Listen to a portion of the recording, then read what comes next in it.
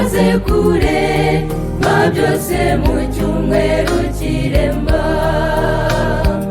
Irema n'isabato kugira ngo umuntu ayiruhuke, imubera umugisha kandi imubera n'ibyishimo byinshi, kandi ibyaremwe byose bishimishwa no kuyiruhuka.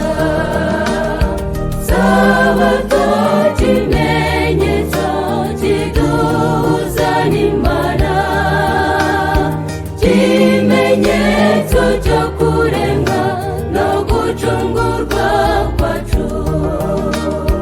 Sabato ikimenyetso kiduhuza n'Imana, ikimenyetso cyo kuremwa no gucungurwa kwacu.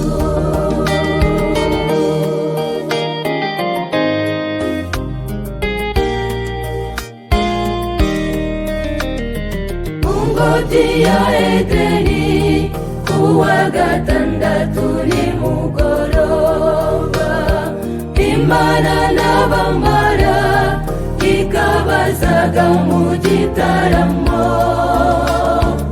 Imana ikanezezwa imirimo y'intoki yakoze, ubwo indirimbo nziza zikaririmbwa muri iyo ngobyi. Sabato ikimenyetso kiduhuza n'Imana, ikimenyetso cyo kuremwa no gucungurwa kwacu. Sabato ikimenyetso kiduhuza n'Imana, ikimenyetso cyo kuremwa no gucungurwa kwacu.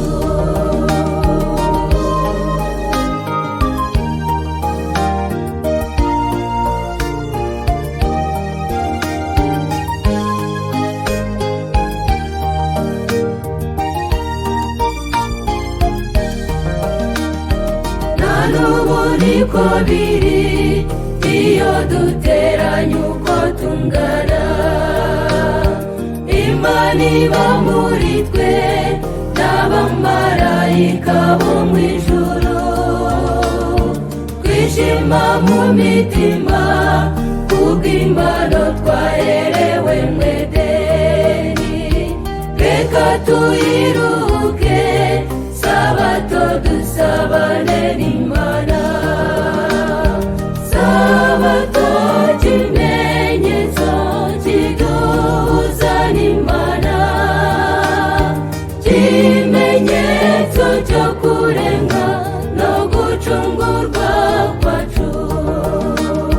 Sabato ikimenyetso kiduhuza n'Imana, ikimenyetso cyo